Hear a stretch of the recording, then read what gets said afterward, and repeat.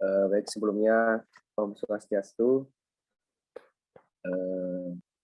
Jadi di video kali ini kami dari kelompok 5 akan mempresentasikan hasil kerja kami terkait observasi kasus korupsi di LPD Desa Anturan.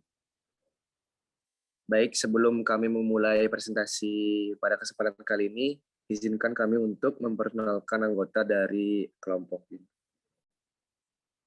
Next slide.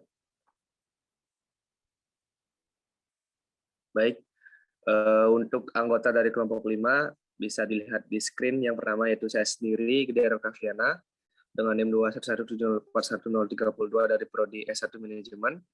Kemudian Putu Zeva Angelina dengan NIM 21141011118 dari Prodi Ilmu Hukum. Kemudian Iputu Bayu Ananta Surya dengan NIM 21150510119 dari Prodi Pendidikan Teknik Informatika.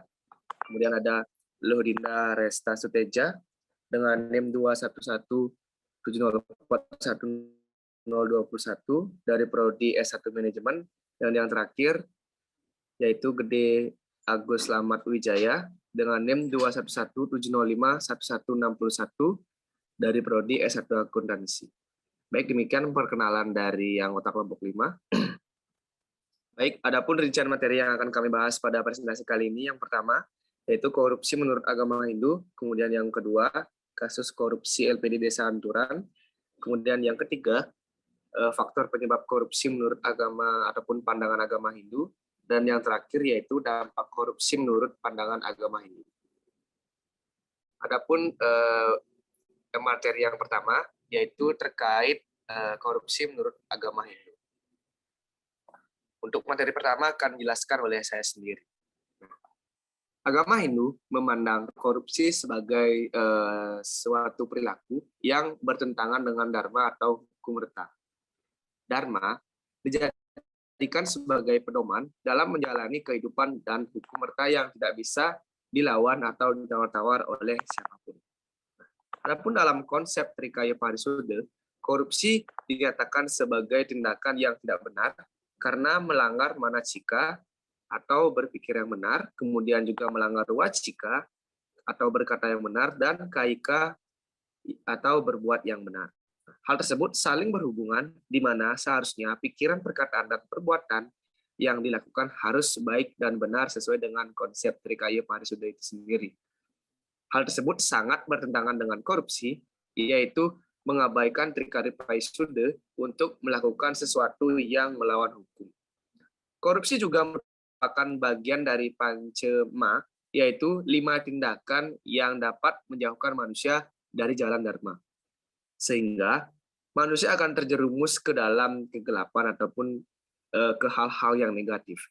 Nah, pancema diantaranya adalah yang pertama yaitu madat, adalah menghisap candu seperti narkoba, kemudian memunyah adalah mabuk-mabukan akibat minuman keras atau sejenisnya, kemudian ada pula memotoh adalah perbuatan judi, kemudian ada pula madon yaitu gemar bermain perempuan, kemudian ada memitre atau mendua atau berzina, serta memaling adalah hal mencuri ataupun yang berkaitan dengan korupsi ini sendiri. Nah, jadi yang berhubungan langsung dengan korupsi adalah dari bagian pancema itu yaitu memaling, yakni perbuatan yang mengambil barang atau hak orang lain tanpa sepengetahuan dan seizin pemiliknya. Nah, kemudian korupsi juga merupakan perbuatan yang melanggar konsep catur purusa arta, yaitu 4 tujuan hidup manusia yang terdiri dari dharma, arta, kama, dan moksa. Dharma adalah landasan utama untuk memperoleh apapun. Kemudian korupsi adalah seseorang yang memperoleh arta atau harta berdasarkan dharma, artinya koruptor mendapatkan sesuatu yang diinginkan dari hasil perbuatan yang tidak baik, tidak berkah, tidak mesari, bahkan manfaat harta itu hanya sesaat, serta secara tidak langsung akan memberi ancaman kepada pemiliknya yang mendapatkan harta dengan jalan adharma itu sendiri. Baik, demikianlah presentasi ataupun penjelasan materi dari saya. Untuk materi selanjutnya akan dilanjutkan oleh rekan saya. Terima kasih.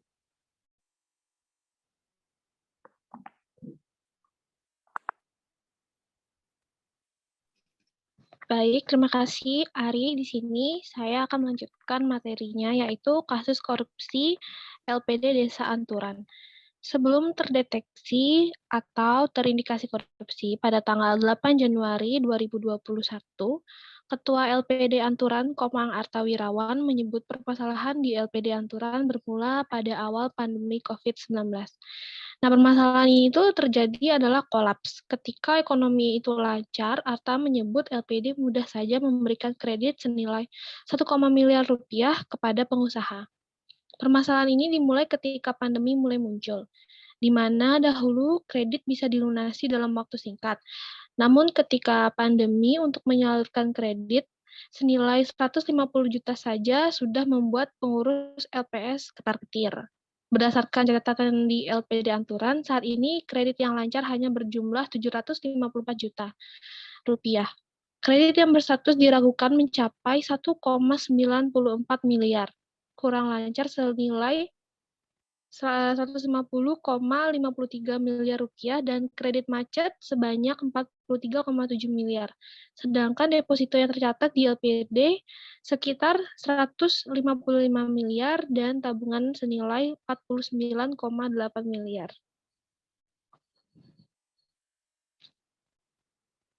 Next.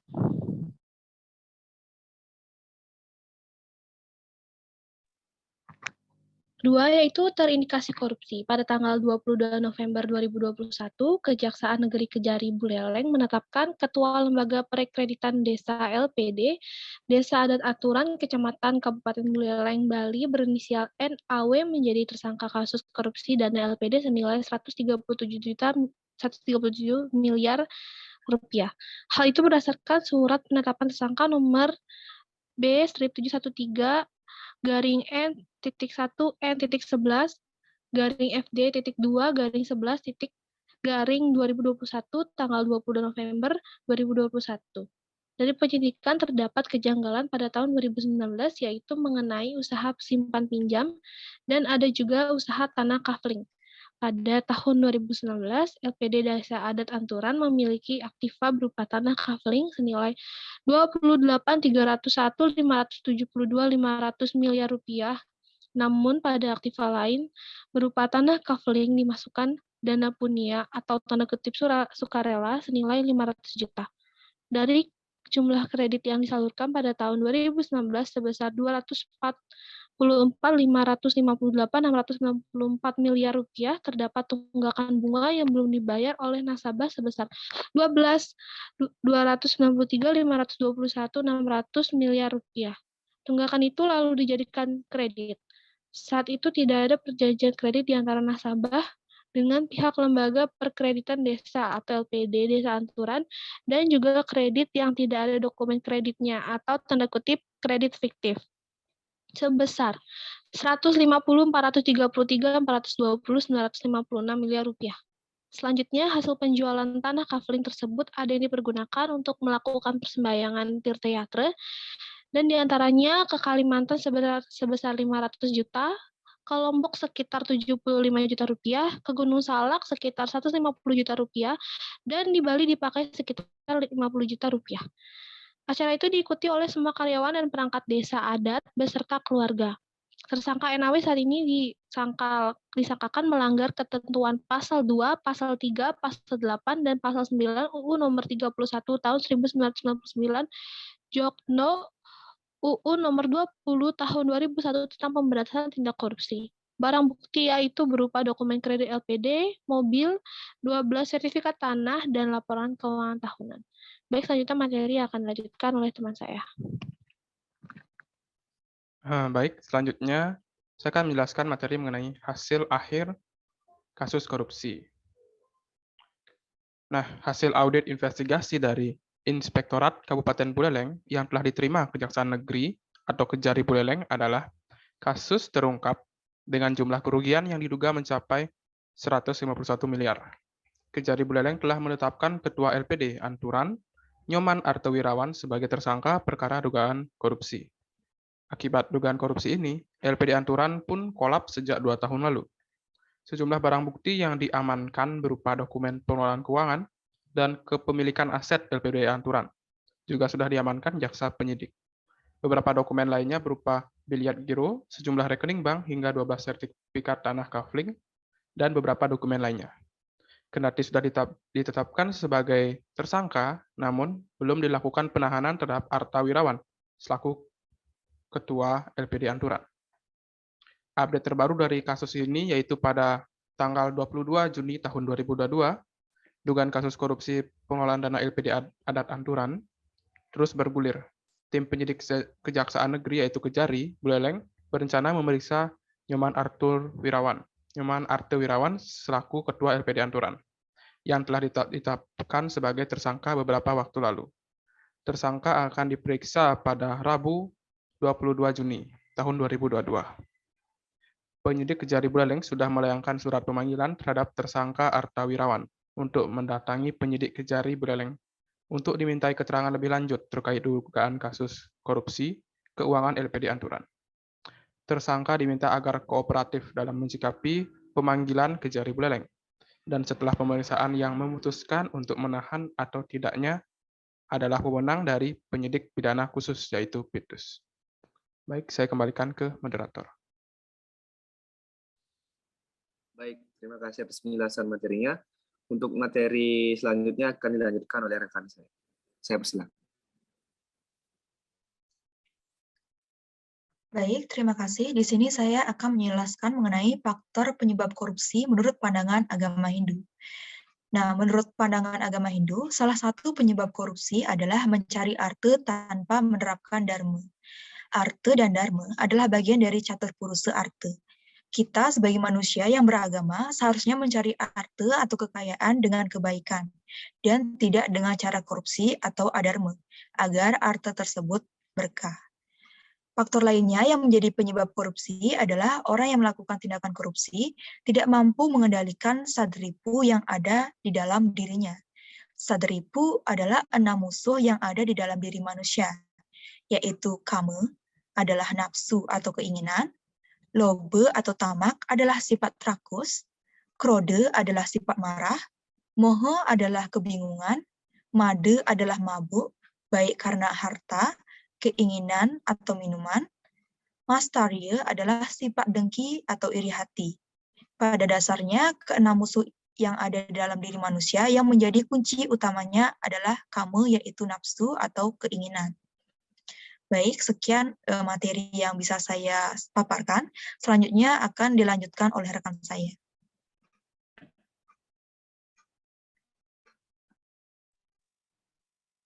Baik, terima kasih. Di sini saya akan menjelaskan dampak korupsi menurut agama Hindu.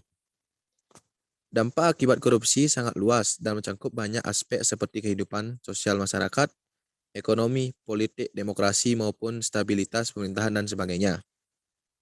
Dalam pandangan agama Hindu, korupsi akan dihukum dengan hukum merta dan hukum karma pala.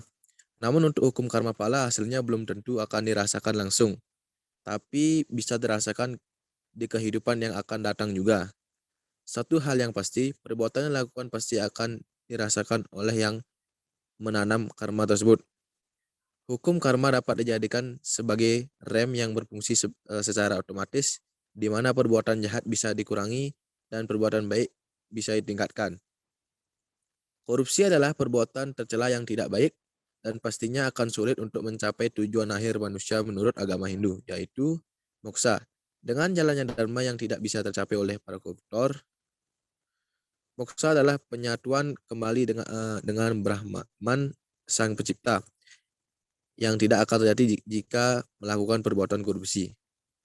Dari sisi sosial, orang yang melakukan tindakan korupsi akan mempengaruhi lingkungan sekitar, sehingga keluarga yang berkaitan dengan tersangka korupsi akan ikut terkena imbasnya. Lingkungan akan mengucilkan, memandang kurang baik yang akan muncul secara otomatis di lingkungan masyarakat. Kegiatan di masyarakat akan terbatas dan memerlukan waktu yang lama agar pandangan dari masyarakat berubah dan kembali seperti semula.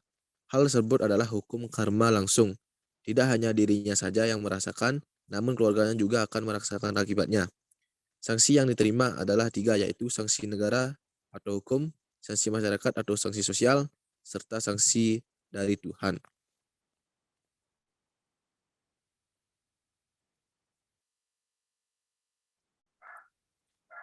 Baik, demikianlah penjelasan materi yang kami bawakan pada video kali ini. Jadi tibalah kita di penghujung presentasi yang dimana saya akan membacakan ataupun menyimpulkan presentasi pada kali ini.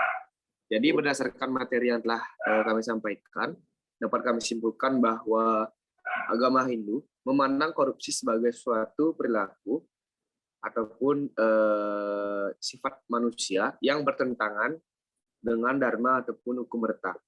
Hal tersebut juga tertuang dalam beberapa konsep yang menyatakan bahwa tindakan korupsi merupakan suatu tindakan yang terlarang ataupun tercela bagi agama Hindu seperti dalam konsep Trikaya Parisuddha, kemudian pengendalian satripu, dan lain sebagainya.